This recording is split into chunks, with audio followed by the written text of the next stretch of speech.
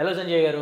Hello brother. ఎలా ఉన్నారు brother? Fantastic. మీరు ఎలా ఉన్నారు? చాలా బాగున్నాను. మీరు వచ్చారు కదా, ఖచ్చితంగా బాగుంటాను. Thank you. అయితే రియల్ ఎస్టేట్లో చాలామంది ఎలా అంటే అంటే ఏజెంట్గా పనిచేస్తున్న వాళ్ళు ఒకరి త్రూ అంటే మనం పని చేయకపోయినా పర్లేదు, ఇంట్లోనే ఉండి మన ఆఫీస్లోనే మనం పని ఉంటూనే ఇంకొకరి త్రూ పని చేయించుకొని డబ్బులు సంపాదించుకోవచ్చు అనేది నేను విన్నాను. ఏ రకంగా అంటే మన కింద ఒక టీం పెట్టుకొని ఆ టీం త్రూ మనం కమిషన్ బేస్డ్ డబ్బులు సంపాదించుకోవచ్చు. ఇదొకటి చాలా ఈజీ వే అని చెప్పేసి విన్నా. అసలు ఏంటది, దాని గురించి ఏం చెప్తారు? డబ్బులు తొందరగా మనం సంపాదించాలంటే మనమే 24 గంటలు కష్టపడితే 24 అవర్స్ కష్టపడితే మనం ఎప్పుడు సక్సెస్ అవ్వలేము. ఓకే. డబ్బుకి సూత్రం ఏంటంటే అంటే బాగా డబ్బు సంపాదించిన వాళ్ళు కొందరు నాకు చెప్పింది నేను వాళ్ళ దగ్గర నేర్చుకుని నేను ఇంప్లిమెంట్ చేసింది చెప్తున్నా. Either hire a team or invest money. Okay. డబ్బు నువ్వు బాగా సంపాదించాలంటే ఒకటి పెట్టుబడిన పెట్టు, లేదా టీమ్ని హైర్ చేసుకున్నారు. అంటే మన వర్క్ని డెలిగేట్ చేయడం నేర్చుకోవాలి. మన వర్క్ని మనం వేరే వాళ్ళతో చేయించాలి. ఎలా? ఇప్పుడు కార్పొరేట్ కంపెనీస్ కావచ్చు, పెద్ద పెద్ద కంపెనీస్ కావచ్చు, అన్నీ కావచ్చు. ఇప్పుడు ఒక ఎగ్జాంపుల్ తీసుకోండి. ఒక షాపింగ్ మాల్ ఉంది, అందులో ఓనర్ సేల్స్ చేస్తాడా, సేల్స్ మ్యాన్లు సేల్ చేస్తారా? సేల్స్ మ్యాన్ చేస్తారు కదా. అంటే ఆయన ఏం చేస్తాడు, పెట్టుబడి పెట్టి ఒక షోరూమ్ ఓపెన్ చేసిండు. షోరూమ్ ఓపెన్ చేసిన తర్వాత ఆయన సామాన్లు అమ్ముతున్నాడా, బట్టలు అమ్ముతున్నాడా, XYZ అమ్ముతున్నాడు. అవి తీసుకొచ్చి కొంతమంది పీపుల్ని హైర్ చేసి వాళ్ళకి ట్రైనింగ్ చేసిండు. ఆయన ఒక సిస్టమ్ని క్రియేట్ చేసిండు. అంటే సేల్స్ బిల్లింగ్ చేసిండు, దానికి ప్యాకేజెస్ మొత్తం ఎట్లా రావాలి, లాజిస్టిక్స్ ఎట్లా పోవాలి, ఏ ప్రైస్కి అమ్మాలి, ఇదన్నీ సెట్ చేసి పెట్టిండు. కొందరు టీమ్ని హైర్ చేసిండు, వాళ్ళకి ఎట్లా సేల్ చేయాలి, కస్టమర్ వచ్చినప్పుడు ఎట్లా డీల్ చేయాలో వాళ్ళకి ప్రాపర్ ట్రైనింగ్ ఇస్తారు. ప్రాపర్ ట్రైనింగ్ ఇచ్చిన తర్వాత వాళ్ళు సేల్ చేస్తారు. అవునా కదా. వాళ్ళు సేల్ చేసి ఇస్తున్నందుకు వాళ్ళకి శాలరీస్ ఉంటాయి, ప్లస్ ఎన్ని సేల్ చేస్తే దాని మీద కొంచెం ఇన్సెంటివ్ ఉంటుంది. ఓకే కదా. ఇదే ఫార్ములా ఇక్కడ కూడా అప్లై అవుతుంది. అంటే ఇక్కడ ఏముంటుంది అంటే ఒక రియల్ ఎస్టేట్ కంపెనీ కానీ ఏదైనా కంపెనీ కానీ ఎట్లుంటుంది అంటే ఒక కంపెనీ వాళ్ళు ఎస్టాబ్లిష్ అయిన తర్వాత వాళ్ళు ఏం చేస్తారంటే అందరూ గ్రౌండ్లో వెళ్ళి తిరిగారు కాబట్టి కొంతమంది టీం ఉంటారు. సో వాళ్ళు ఏం చేస్తారు, కొత్త వాళ్ళని హైర్ చేసుకుంటారు. హైర్ చేసుకున్న తర్వాత ఏంటంటే వాళ్ళ త్రూ సేల్స్ చేస్తారు. అంటే వాళ్ళ త్రూ అడ్వర్టైజ్మెంట్ చేయించడం, వాళ్ళ త్రూ మార్కెటింగ్ చేయించడం అట్లా చేస్తూ ఉంటారు. సో సేల్ చేసిన దానికి వాళ్ళకి కొంచెం పర్సంటేజ్ అమౌంట్ అనేది ఉంటుంది. అది కంపెనీని బట్టి మారుతుంటుంది. 1% 2% కొంచెం అమౌంట్ ఉంటుంది. సో కొన్ని ప్రోటోకాల్ ప్రకారం నేను కూడా అన్ని ఆన్లైన్లో చెప్పలేను. ఇక్కడ ఏంటంటే వాళ్ళు ఒక వెంచర్ కానీ లేదా ఏదైనా డెవలప్మెంట్ చేసినప్పుడు కొంతమంది దాంట్లో పార్ట్నర్స్ కానీ కొందరు డైరెక్టర్స్ ఉంటారు. తర్వాత కొందరు టీం హైర్ చేసుకుంటారు. సో టీం హైర్ చేసి వాళ్ళు అడ్వర్టైజ్మెంట్ చేసి కస్టమర్ని తీసుకొస్తారు. సేల్ అయినందుకు వాళ్ళకి ఎంతో కొంత అమౌంట్ ఇస్తారు. సో అట్లా వాళ్ళు ఏం చేస్తారంటే ఇప్పుడు ఫర్ ఎగ్జాంపుల్ ఒక కంపెనీ ఉందనుకోండి, కంపెనీలో డైరెక్టర్స్ ఉన్నారు, వాళ్ళకి ఒక శాలరీ ఉంటుంది. లేదా వాళ్ళకి ఏం చేస్తారు అంటే వీళ్ళ నుంచి మీరు ఇంత సేల్ చేస్తే మీకు ఇంత పర్సంటేజ్ అని అది XYZ పర్సంటేజ్ ఉంటుంది. ఓకే. సో ఆ పర్సంటేజ్ ఉన్నప్పుడు వాళ్ళు సేల్ చేసినందుకు వాళ్ళకు వీళ్ళకు కొంచెం ఉంటుంది. అంటే ఇప్పుడు ఫర్ ఎగ్జాంపుల్ ఏంటంటే వాళ్ళకి బారానా ఇస్తే వీళ్ళకి చారానా ఇస్తుంది. ఓకే. అంటే సేల్ చేసిన వ్యక్తికి బారానా ఇస్తుంది. అంటే ఎందుకు, ఆయననే మార్కెట్లో తిరిగిండు, ఆయననే కస్టమర్ని పట్టుకొచ్చిండు, ఆయననే సేల్ క్లోజింగ్లో అన్ని పేమెంట్ కలెక్ట్ చేయడం, ఇంకా ఏవేవైతే వర్క్ ఉన్నాయో సర్వీస్ చేయడం. ఎవరైతే సేల్ చేస్తారో వాళ్ళకి ఎక్కువ ప్రాఫిట్ ఎప్పుడైనా సరే. 75 అని కాదు, 90% వాళ్ళకే ఉంటుంది. 95% ఎవరికి ఉంటుంది, సేల్ చేసిన పర్సన్కి ఉంటుంది. ఫర్ ఎగ్జాంపుల్ ఇప్పుడు మీరే ఉన్నారు, మీరు సేల్ చేస్తే 95% వర్క్ మీరు చేస్తారు, మీరు సేల్ క్లోజ్ చేస్తారు కాబట్టి మీకు 95% ఇస్తారు. ఒక 5% మాత్రమే సీనియర్కి వస్తుంది. ఫర్ సపోజ్ ఒక ఫ్లాట్ సేల్ చేసాం మనం, ఒక 3 lakhs కానీ 2 lakhs కానీ వచ్చాయి అనుకోండి. దాంట్లో సేల్ చేసిన పర్సన్కి కొత్త వాళ్ళు కాబట్టి వాళ్ళకి ఒక 1.5 ఇచ్చి 1.5 వీలే తీసుకుంటున్నారు. ఇక్కడ లేదు ఇంకొంచెం ఎక్స్ట్రా వీలే తీసుకుని వాళ్ళకి తక్కువ ఇస్తున్నారు. ఎందుకంటే డబ్బు అంటే ఏంటో వాళ్ళకి తెలియదు, రియల్ ఎస్టేట్లో ఇప్పుడే వచ్చారు కాబట్టి ఎంత ఇచ్చినా సరే తీసుకుంటారు రకంగా కొంతమంది మోసం చేస్తారని కూడా నేను విన్నా. ఇది నిజమేనా? అవి ప్రోటోకాల్ ప్రకారం నేను కొన్ని అన్ని ఆన్లైన్ లేపలేను, ఆఫ్లైన్ చెప్తా. అయితే ఇంకో విషయం చెప్తా, మీరు అన్నది పాయింట్. నాకు కావాల్సిన క్వశ్చన్ ఏంటంటే ఎలాంటి మోసాలు జరుగుతున్నాయి? ఏజెంట్గా వచ్చిన వాళ్ళు, కొత్తగా బ్రోకర్గా చేస్తున్న వాళ్ళు ఎవరైనా సరే, లైక్ రియల్ ఎస్టేట్లో డబ్బులు సంపాదించాలనుకునే వాళ్ళు చాలా మంది ఫేస్ చేస్తున్నారు. అవును అవును, తప్పులేదు. దీని గురించి మీరు చెప్పాలి. ఎందుకు అని అంటే మీరు ఒక మెంటర్గా ఉన్నారు అండ్ చాలా మందికి ట్రైన్ చేస్తున్నారు కాబట్టి ఖచ్చితంగా అంటే ఇలాంటి మోసాలు జరుగుతాయి. ఒకవేళ మీ దగ్గర నేర్చుకోకపోయినా పక్కన నేర్చుకున్నా సరే, పక్కన చేసుకున్నా సరే వాళ్ళకి ఒకటి తెలుస్తుంది కదా. అది సో ఒకటి ఏంటంటే మీరు అన్నట్టుగా ఎక్స్పీరియన్స్ అనేది కొంచెం మ్యాటర్ అవుతుంది. కొందరు ఎక్స్పీరియన్స్ని బేస్ చేసుకొని వాళ్ళు ఓవర్ ప్రైస్కి అమ్ముకోవడమా, లేదా వాళ్ళు ఏదైనా గ్యాంబ్లింగ్ చేయడం అనేది అది అవతల వ్యక్తి మనుషులను బట్టి వాళ్ళకున్న టర్మ్స్ అండ్ కండిషన్ బట్టి మారుతుంటుంది. ఓకే. సో ఒకటి ఏంటంటే మనకి ఎట్లయితే ఎక్స్పీరియన్స్ ఉంటుందో పొజిషన్ తగ్గట్టు ఇన్కమ్ ఉంటుంది. కొందరు ఏంటంటే వాళ్ళు దాంట్లో అలా పొజిషన్ తగ్గట్టు పర్సంటేజ్లు కాకుండా ఒక ఫిక్స్డ్ అమౌంట్ ఇస్తారు. గజానికి ఇంత అని ఇస్తారు. అది 100 కావచ్చు, 200 కావచ్చు, XYZ ఎంతైనా కావచ్చు. ఓకే. సో అంత అమౌంట్ ఇవ్వడం అట్లాంటివి కొన్ని ఉంటాయి. కొన్ని ఏంటంటే కొంచెం ట్రిప్పులు అలాంటివి కూడా ఉంటాయి. మళ్ళీ ఇంత సేల్ చేస్తే ఇంత ట్రిప్ అని ఉంటుంది, ఇంత సేల్ చేస్తే ఇంత గోల్డ్ సిల్వర్ ఈ గిఫ్ట్లు అని ఉంటుంది, కొంచెం బైక్ కారు ఇలాంటి ఆఫర్లు పెడుతుంటారు. అది పొజిషన్కి తగ్గట్టుగా వాళ్ళు సేల్స్ టార్గెట్ అచీవ్ చేసిన దాన్ని బట్టి ఇన్ని స్క్వేర్ యార్డ్ అమ్ముతే, ఇన్ని ప్లాట్లు అమ్ముతే, లేదా ఇంత డీల్ చేస్తే, ఇన్ని ఫ్లాట్లు సేల్ చేస్తే, ఇంత కలెక్షన్ ఇస్తే అని కొన్ని ఆఫర్లు ఉంటాయి. సో అది డెసిగ్నేషన్ని బట్టి మారుతూ ఉంటుంది. ఒక్కొక్క కంపెనీకి ఒక్కొక్క రూల్స్, ఒక్కొక్క రెగ్యులేషన్స్ ఉంటాయి. ఓకే. సో అందుకనే దాంట్లో చేంజెస్ ఉంటాయి. కాకపోతే మనం ఇనిషియల్గా వచ్చినప్పుడు కోర్స్ మనకు తెలియదు కాబట్టి కొంచెం మోసాలు చేయడానికి సిస్టమ్ లేని దగ్గర ఉండే ఛాన్సెస్ ఉంటాయి.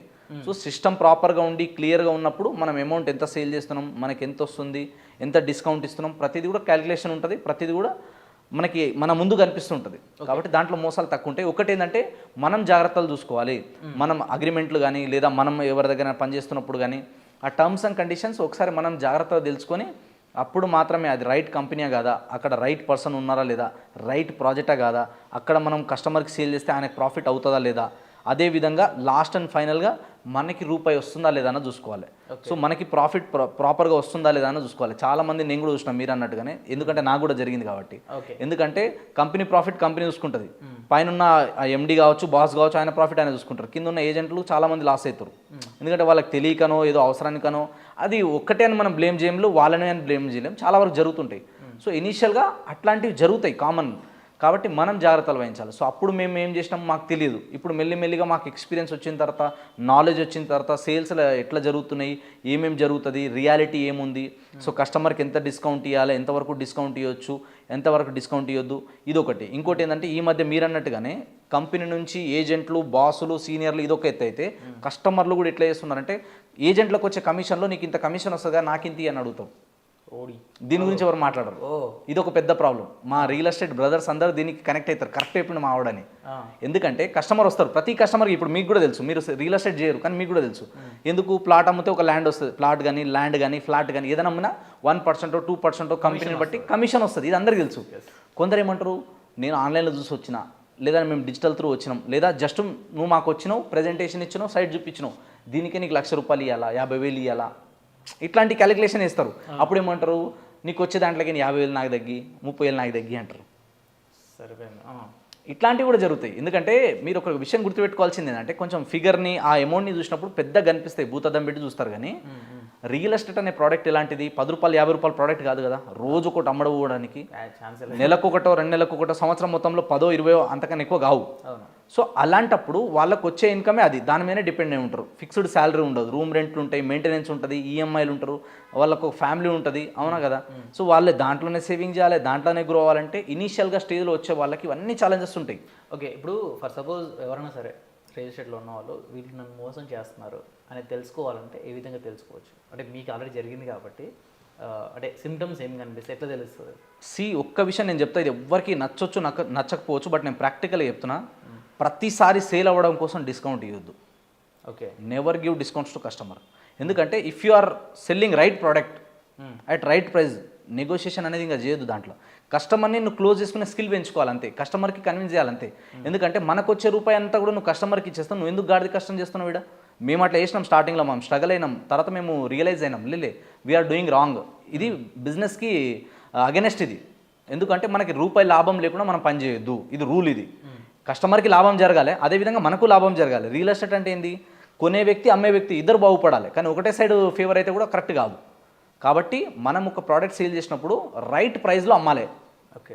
మనకి కమిషన్ రైట్గా రావాలి. ఒకటి ఏంటంటే తెలుసుకోవడం ఎలా అంటే వెరీ సింపుల్. నీకు స్టార్టింగ్లో ఏం చెప్పిండు, ఒక్క సేల్ అయినాకనో 2 సేల్ అయినాకనో భాగవతం బయట పడుతుంది కదా, తెలుస్తుంది కదా. దాన్ని బట్టి మనం అంచనా వేయచ్చు. సూపర్. సో మార్కెట్లో మనం ఏం జరుగుతుంది ఏం జరుగుతలేదు అనేది కొంచెం మార్కెట్లో తిరిగితే గ్రౌండ్ లెవెల్లో ఉంటే ప్రాక్టికల్గా జరుగుతుంది. ఇంకా కొందరు ఏముంటారంటే ఇలాంటి మీరు చెప్పిన క్యాలిక్యులేషన్ ఉంటుంది. వాళ్ళు సేల్స్ చేయరు కానీ లెక్కలను వేసుకుంటూ కూర్చుంటారు. సేల్స్ చేయరు. నేను అమ్మితే ఈయనకి ఏమొస్తుందో, నేను అమ్మితే వాళ్ళకి ఏమొస్తుందో, నేను అమ్మితే కంపెనీకి ఏమొస్తుందో, ఇలాంటివన్నీ క్యాలిక్యులేషన్ ఉంటుంది. అంటే నాకేం వస్తుంది బొంగు, నాకు నాకేం వస్తుంది, ఇక్కడ నాకు ₹1,00,000 వస్తే ఆయన మాత్రం 2 లక్షలు తీసుకుంటున్నాడు, ఇది నేను చేయడం ఎందుకులే అనే రకంగా తీసుకుని చాలామంది ఉంటారు. ఎందుకంటే మొత్తం నాకే డబ్బు అనేది ఆశ కదా. ఎంత ఉంటే అంత కావాలి, వద్దు అనుకునేవాడు ఎవడు ఉంటాడు. అది ఎంత ఉన్నా సరే కావాలి. మనకు 1,00,000 వస్తుందంటే అది ఆలోచించరు, వాడికి ఎందుకు 2 లక్షలు వెళ్తుంది అనేది ఆలోచించారు. వాళ్ళ రిస్క్ ఎంత ఉంటుంది, వాళ్ళు ఎంత పెట్టుబడి పెట్టరు, వాళ్ళకి ఎంత మెయింటెనెన్స్ ఉంటుంది, అవునా కదా, ఊపర్ షేర్వాణి సబ్కో దిక్తా అందరు పరేషాని కిసుకొనే దిక్తా, అవునా కదా. వాళ్ళు రెంట్లు కట్టుకోవాలి, మెయింటైన్ చేయాలి, ట్రావెల్ బిల్లులు పెట్టాలి, వాచిపోతాయి ఒక్కొక్కరికి. ఎందుకు తెలుసా, ట్రావెల్లో యావరేజ్గా చాలా మందికి తెలియదు ఇది. నేను ఒక రియల్ ఎస్టేట్ ఎక్స్పర్ట్గా, రియల్ ఎస్టేట్ ట్రైనర్గా చెప్తున్నా, ప్రాక్టికల్గా చేసి చెప్తున్నా. 6 సైట్ విజిట్లు, ఎన్ని 6 సైట్ విజిట్లు పెడితే ఒక సేల్ అవుతుంది. 6 వెహికల్, ఒక్కొక్క వెహికల్కి 5,000 వేసుకో, 5 30,000 ట్రావెల్ బిల్లే పోయింది ఆడ. అవునా కదా. ఫుడ్ ఎంత ఖర్చు అవుతుంది, పోయినప్పుడు తీసుకున్నప్పుడు 4 ఫ్యామిలీని కూర్చోబెట్టి ఫుడ్ తినిపించాలంటే 1,000 రూపాయలు అవుతాయి మినిమం. నేను నార్మల్ హోటల్ సంగతి చెప్తున్నాను మీకు. సో ఈ ఖర్చు ఉంటుంది. దాని తర్వాత ఏముంటుంది ఇంకా, నెక్స్ట్ వచ్చేసి మనకి ఈ సైట్ విజిట్ తిరగడానికి కానీ, వాళ్ళ ఇంటికి వెళ్ళి కలవడానికి కానీ, ఓకేనా, డాక్యుమెంటేషన్ వాళ్ళని తీసుకొచ్చి ఇవ్వడానికి కానీ, ఇవన్నీ ఖర్చులు ఉంటాయి చిన్న చిన్నవి. సో ఇప్పుడు కస్టమర్కి వెళ్ళి నేను కలుస్తున్నా, నేను ఎక్కడో ఉంటాను, నేను ఎక్కడో వెళ్ళి కలవాలి అన్నప్పుడు ఆ ట్రావెల్ ఖర్చు, ఆ టైము, ఎఫర్ట్స్, ఎనర్జీ ఇవన్నీ పోతుంటాయి కదా. సో ఈ క్యాలిక్యులేషన్ ఎవరు చూడరు. ఇంకోటి ఏంటంటే రెంట్లు కడుతుంటాం మనం, తర్వాత వచ్చేసి ఏంటంటే అక్కడిక్కడ నుంచి లోన్లు తీసుకొచ్చి ల్యాండ్లు కొని ఉంటారు, అవునా కదా. సో వడ్డీలు, దాంట్లో వడ్డీలు కట్టాలి, 3 రూపాయలు ఇంట్రెస్ట్, 4 రూపాయలు ఇంట్రెస్ట్, ఇంకా ఎక్కువ తీస్తారు చాలామంది. సో ఇవన్నీ మెయింటెనెన్స్ వెళ్ళాలంటే ఎడికేం తీయాలి. సో అల్టిమేట్గా కస్టమర్ నుంచే తీస్తారు రూపాయి అన్నది. సో ఆ రూపాయి వచ్చిన దాంట్లో కూడా అందరు పంచుకుంటే మనకు దూరం నుంచి చూస్తే పెద్ద ఫిగర్ కనిపిస్తుంది, కానీ ఆ దాంట్లో వాళ్ళకి మిగిలేది కూడా వాళ్ళకు కూడా కొంచెమే మిగులుతుంది. అన్నీ అక్కడిక్కడ అన్నిట్లో పోతుంటుంది. ఇంకోటి ఏంది అంటే, కొందరు ఏంటంటే చెప్పొద్దు కానీ ఒక విషయం చెప్తున్నా ఏంటంటే, అందరికీ మేనేజ్ చేయాలి. మీరు అర్థం చేసుకోండి, కింద నుంచి పై దాకా అవుట్ సైడ్ కూడా అందరినీ మేనేజ్ చేయాలి. ఒక కంపెనీ ఇక్కడ వెంచర్ వేసినా, లేదా ఇంకేదైనా డెవలప్ చేసినా, ఇంకేదైనా ప్రాజెక్ట్ స్టార్ట్ అయినా, దాంట్లో ఎంతమంది ఇన్వాల్వ్ అవుతారు, బ్యాక్ ఎండ్లో ఎంతమందిని మేనేజ్ చేయాలి. ఆ పైసలు ఎవరికైనా కనిపిస్తాయా? అందరేమో ఎంత తీసుకుంటారు అంటారు. అంత తీసుకోరు, అందరికీ మేనేజ్ చేయాలి, అందరు కడుపులు నింపాలి, ఇవన్నీ ఉంటాయి. ఇది తెలియంది ఏం కాదు, ఇదేం పెద్ద సీక్రెట్ కాదు, అందరికీ తెలుసు. ఆఫ్ ద కెమెరా అన్ని చాలా వరకు రన్ అవుతుంటాయి. సో అవన్నీ మేనేజ్ చేయాలి, మెయింటెనెన్స్ చేయాలంటే అది ఏడవుతుంది, కస్టమర్ దగ్గర నుంచి తీస్తాం. సో మనకి ఇంకోటి ఏంటంటే, ఎక్కువ రిస్క్ లేకుండా ఫ్రీగా చాలా ఈజీగా సేల్ చేసే వాళ్ళు ఎవరు అంటే సేల్స్ పీపులే. వాళ్ళకి ఎలాంటి టెన్షన్ ఉండదు, ఎలాంటి రిస్క్ ఉండదు. ఎందుకు, వెంచర్ కంపెనీ రెస్పాన్సిబుల్ తీసుకుంటారు, లేదా ఏదైనా ప్రాజెక్ట్ కానీ, ఏదైనా డెవలపర్ కానీ వాళ్ళు తలకాయ నొప్పి తీసుకుంటారు. వాళ్ళు పోలీసులు అన్నీ ఇక అంటే లీగల్ ఇష్యూస్ ఏమున్నా వాళ్ళే చూసుకుంటారు. ఓకే, డాక్యుమెంట్ రైటింగ్లో ఏమున్నా వాళ్ళే చూసుకుంటారు. తర్వాత వచ్చేసి డెవలప్మెంట్స్ ఏమున్నా వాళ్ళే తీసుకుంటారు, అన్నీ వాళ్ళే చూసుకుంటారు. సో వీళ్ళు జస్ట్ ఒక కస్టమర్ తీసుకొచ్చి సేల్ చేయించడం అంతే కదా. అంటే మీరు వర్క్ చేసేది 5% అక్కడ, 95% కంపెనీ, అక్కడున్న సీనియర్స్, అక్కడున్న team, back end team work ఎక్కువ ఉంటుంది. అది చాలామంది కనిపించదు యాక్చువల్లీ, ఎందుకంటే అది బ్యాక్ ఎండ్లో ఉంటుంది కాబట్టి. ఫ్రంట్ కనిపించేది ఓన్లీ మనీ ఒకటే కనిపిస్తాయి. సో చాలామంది రియల్ ఎస్టేట్ నేర్చుకుందాం, దీంట్లో దిగాలి అనుకునే వాళ్ళు మిమ్మల్ని అప్రోచ్ అవ్వాలంటే ఏ విధంగా అవ్వచ్చు, అంటే ట్రైనింగ్ ఎలా ఇస్తారు? సో మేము ఇప్పుడు ప్రజెంట్ అయితే 1-to-1 కౌన్సిలింగ్స్ ఇస్తున్నాం. త్రూ ఫోన్ కాల్స్ ఇస్తాం, through video calls, through online trainings ఇస్తాం. అండ్ అదేవిధంగా ఆఫ్లైన్ కూడా 1-to-1 క్లాసెస్, 1 to గ్రూప్. చాలామంది కంపెనీస్ పిలుస్తుంటారు, మాకు ఒక 100 మంది టీం ఉన్నాం సార్, మీరు వచ్చి ట్రైనింగ్ అన్నట్టు 1 hour 2 hours అట్లా ఒక టైం తీసుకొని ఆ టైంలో వెళ్ళి మేము వాళ్ళకి కొంచెం అమౌంట్ ఛార్జ్ చేసి వాళ్ళకి బేసిక్స్ అన్నీ నేర్పిస్తాం.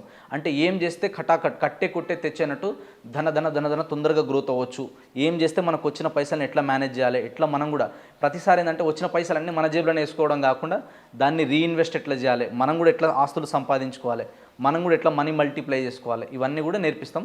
సో అలా ఎవరైనా నేర్చుకోవాలనుకున్న వాళ్ళు స్క్రీన్ పైన కనిపిస్తున్న నెంబర్ కాల్ చేస్తే మేము వాళ్ళకి పర్సనల్గా వాళ్ళ రిక్వైర్మెంట్ ఏముంది, వాళ్ళు ఏ స్టేజ్లో ఉన్నారు, వాళ్ళకి ఎలాంటి కంటెంట్ కావాలి, ఎలాంటి నాలెడ్జ్ కావాలి, అవన్నీ మేము నేర్పిస్తాం. Thank you brother, thank you so much. Thank you so much. ఈ వీడియోలో మీరు మాకు టైం ఇచ్చినందుకు అండ్ మాకు పిలిచినందుకు థ్యాంక్ యూ సో మచ్. ఈ వీడియోలో నేను ఏం చెప్పినా కూడా ఇదంతా నా ఎక్స్పీరియన్సే, ఎవరిని బ్లేమ్ చేయాలని కాదు, ఎవరిని మిస్టేక్ పట్టాలని కాదు. అక్కడ ఎవరి పేర్లు కూడా మనం చెప్పలేదు. So yeah, thank you so much. So చూసారు కదండి వీడియో. ఎవరైనా సరే సంజయ్ నాయక్ గారి దగ్గర రియల్ ఎస్టేట్ నేర్చుకోవాలి, మంచి డబ్బులు సంపాదించుకోవాలి అనుకునే వాళ్ళు ఎవరైనా సరే స్క్రీన్ మీద కనిపించే నెంబర్ కాల్ చేసి మీరు డెఫినెట్గా మన అపాయింట్మెంట్ తీసుకోవచ్చు. Thank you so much. Bye.